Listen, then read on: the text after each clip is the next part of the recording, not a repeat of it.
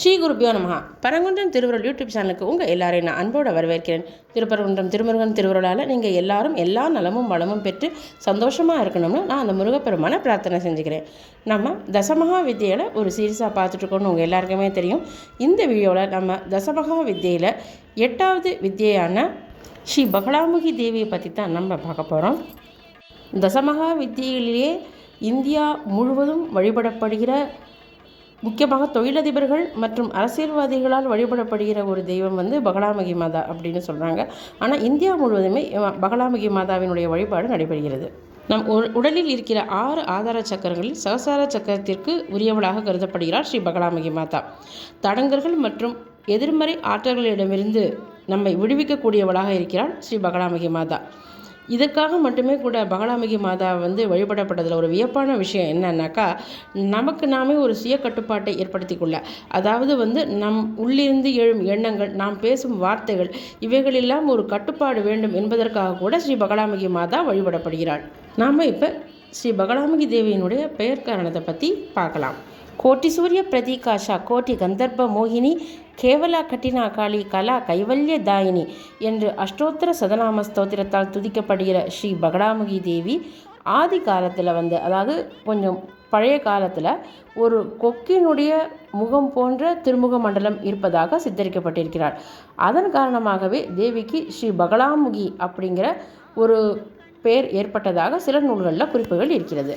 இன்னும் சில நூல்களில் பார்த்தோம்னாக்கா வல்காமுகி அப்படிங்கிற திருநாமம் தான் பகலாமுகியாக திரிந்தது அப்படின்னு சொல்கிறாங்க. வல்கா அப்படின்னா கடிவாளம் அப்படின்னு அர்த்தம். அதாவது ஒரு குதிரையினுடைய வேகத்தை கட்டுப்படுத்துவதற்காக போடப்படுகிற கடிவாளம். தன்னை வழிபடுகிற பக்தர்களுக்கு அவர்களுடைய புலன்களை, அதாவது ஒரு சுய கட்டுப்பாட்டை அருளுபவள் தேவி. தன்னைத்தான் மட்டுமல்லாமல் தன்னுடைய எதிரிகளையும் கட்டுப்படுத்தி வெற்றி கொள்ளக்கூடிய ஆற்றலை பக்தர்களுக்கு அருளக்கூடிய திருமுக மண்டலத்தை உடையவள் பகலாமுகி அம்பிகை. அதனால் கூட அம்பிகைக்கு வல்காமுகி பகலாமுகி அப்படிங்கிற திருநாமம் வழங்கப்படுவதாக சில நூல்களில் குறிப்பு இருக்குது. இன்னும் சில புராண நூல்கள் படி பார்த்தீங்கன்னாக்கா வல்கா அப்படின்னாக்கா ஸ்தம்பிக்க வைக்கிற அப்படிங்கிற அர்த்தம் சொல்லப்பட்டிருக்கிறது. அதாவது தன்னை எதிர்ப்பவர்களை அப்படியே ஸ்தம்பிக்க வைக்கிற, அதாவது செயல்பட விடாமல் அப்படியே நிறுத்தி வைக்கக்கூடிய, இது இங்கிலீஷில் சொன்னோம்னா பேரலைஸ் அப்படின்னு சொல்லுவாங்க, அப்படி நிப்பாட்டி வைக்கக்கூடிய ஒரு சக்தியை ஸ்ரீ பகலாமுகி மாதா தன்னை வழிபடுகிற பக்தர்களுக்கு அருளுகிறாள்.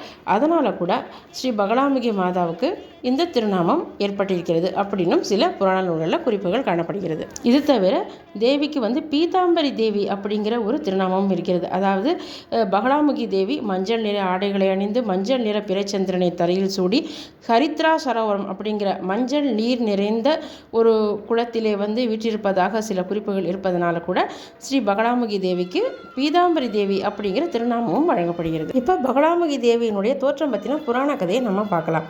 ஒரு தடவை சத்தியயுகத்தில் படைப்பு தொழிலை ஸ்ரீ மகாவிஷ்ணு ஆரம்பித்து நடத்தி கொண்டிருந்த பொழுது பெரும் புயல் ஒன்று சிருஷ்டி செய்த அனைத்தையும் அழிக்க ஆரம்பித்தது. அந்த சமயத்தில் ஸ்ரீ மகாவிஷ்ணுவானவர் ஒரு தனிமையான இடம் தேடி அமர்ந்து ஸ்ரீ பார்வதி தேவியை குறித்து தவம் செய்ய துவங்கியதாகவும், அதன் காரணமாக அவருடைய நாபிலிருந்து புறப்பட்ட ஒளியும் வானத்தில் இருக்கிற நட்சத்திரங்களின் ஒளியும் சேர்ந்து 2 ஒளியும் சேர்ந்த ஒரு ரூபமாக ஸ்ரீ பகலாமுகி தேவி ஆவிர்பாவமானதாகவும் ஒரு புராண குறிப்பு இருக்கிறது. அவ்விதம் ஆவிர்பாவமான ஸ்ரீ பகலாமுகி தேவி அந்த புயலை எதிர்கொண்டு தடுத்து நிறுத்தி சிருஷ்டியை காப்பாற்றினார். இது ஒரு புராண கதை. இப்படி அவதரித்த ஸ்ரீ பகலாமுகி தேவி புயலை அடக்கிய பிறகு ஸ்ரீ மகாவிஷ்ணுவிடம் பார்வதி தேவியினுடைய அருளாலேயே தான் அவதரித்ததாக கூறுவதாக ஒரு புராண குறிப்பு இருக்குது. இப்போ நம்ம ஸ்ரீ பகலாமுகி தேவியினுடைய திருவுருவ அமைப்பை பற்றி பார்க்கலாம். பொதுவாக பகலாமுகி தேவி 2 திருக்கரங்கள் உடையவளாகத்தான் சித்தரிக்கப்படுகிறார். ஆனால் சில இடங்களில் பார்த்திங்கனாக்கா ஸ்ரீ பகலாமுகி தேவிக்கு இந்த படத்தில் காமிக்கிறது மாதிரி 4 திருக்கரங்கள் இருப்பதாக இருக்கிறது. தலையில் மஞ்சள் நிற பிறைச்சந்திரனை சூடியவளாக இருக்கிறார். ஆனால் பொதுவாக பார்த்தோம்னா ஸ்ரீ பகலாமுகி தேவி 2 திருக்கரங்கள் உடையவளாக, மஞ்சள் நிற திருமேனியை உடையவளாக, மஞ்சள் நிற ஆடைகளை, மஞ்சள் நிற மலர்களை, பொன்னாபரணங்களை அணிந்தவளாக, மஞ்சள் நிற நீர் நிரம்பிய ஹரித்ரா சரோவரம் என்ற நீர் நிரம்பிய ஒரு தடாகத்தினுள்ளே சண்பக மலர்கள் அதில் நுரை போல இருக்கிறது. அந்த தடாகத்தினுடைய மத்தியிலே தங்க ஆசனத்தில் அமர்ந்து தனது 2 திருக்கரங்களில் ஒரு திருக்கரத்தில் ஓங்கிய கதையை உடையவளாக அதாவது இடது திருக்கரத்தினால் அசுரன் ஒருத்தனுடைய நாக்கை பிடித்து இழுப்பவளாக இருக்கிறாள். இதுதான் பொதுவாக பகலாமுகி தேவியினுடைய திருவுருவ அமைப்பாக வழிபடப்படும் அமைப்பாக இருக்கிறது. அந்த அசுரன் யார் என்பதற்கும் ஒரு புராண கதை இருக்குது. அதாவது தேவலோகத்தில் ஸ்ரீ பார்வதி தேவிக்கு உத்தமமான முறையிலே ஒரு தேவன் பணிவிடை செஞ்சுட்டு இருந்தான். ஒரு முறை பார்வதி தேவி தியானத்தில் இருக்கிறாள் என்பதை கூட அறியாமல் அவன் சற்று உரத்த குரலில் மந்திரத்தை உச்சரிக்க ஆரம்பித்து விட்டான். இதனால் கோபமடைந்த ஸ்ரீ பார்வதி தேவி அவனை ஒரு அசுரனாக பிறக்குமாறு சபித்து விட்டதாகவும் அந்த அசுர பிரிவில் அவனுடைய வாக்கின் தன்மையினாலேயே அவனுக்கு மரணம் நேரும் அப்படின்னும் அந்த சாபம் இருந்ததாகவும் ஒரு புராண கதை இருக்குது. உடனே தன்னுடைய தவறை உணர்ந்த அந்த அசுரன் பார்வதி தேவியுடைய காலில் விழுந்து மன்னிப்பு கேட்க, அதனால் மனம் இறங்கிய பார்வதி தேவி அவனுடைய மரணம் தன்னுடைய சக்தி கணத்தினாலே நிகழும் அப்படின்னும் அந்த மரணத்திற்கு பிறகு அவன் மீண்டும் தன்னுடன் இணைவானும் வரம் கொடுத்ததாக அந்த புராண கதை சொல்லுது. இதன் காரணமாக அந்த தேவன் பூமியில் மதன் அப்படிங்கிற பேருடைய ஒரு அசுரனாக அவதரித்தான். அவனுடைய தவத்தின் காரணமாக அவன் இருந்த இடத்திலேயே மந்திரங்கள் உச்சாடனம் செய்வதையோ பூஜைகள் யஜ்ஞம் செய்வதையோ தடுத்து நிறுத்தக்கூடிய சக்தி அவனுடைய வாக்குக்கு ஏற்பட்டது. அதன் காரணமாக அவன் பல கொடுமைகள் செய்ய துவங்கினான். யாகம் யஜ்யம் முதலியவற்றையெல்லாம் தடுத்து நிறுத்தினான். பூஜைகள் எல்லாம் தேவதைகளுக்கு செய்ய விடாமல் செய்தான். இதன் காரணமாக தேவர்களுக்கு செல்ல வேண்டிய அவிர்வாகம் எல்லாம் நின்று போகவே அவர்கள் ஸ்ரீ பகலாமுகி தேவியை அடைந்து இந்த அசுரனை பற்றி சொல்லி முறையிட்டனர். பகலாமுகி தேவி இந்த அசுரனை அவனுடைய நாக்கை பிடித்து இழுத்து அறுத்து தண்டித்தாள். அவனுடைய வாக்கின் சக்தியை அழிப்பதற்காக தேவி அவ்விதம் அவனை தண்டித்தாள்.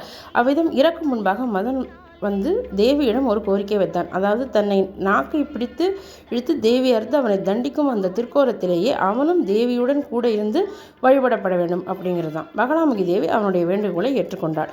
அதன் காரணமாகத்தான் அந்த அசுரனுடன் கூட தேவி வழிபடப்படுகிறாள்.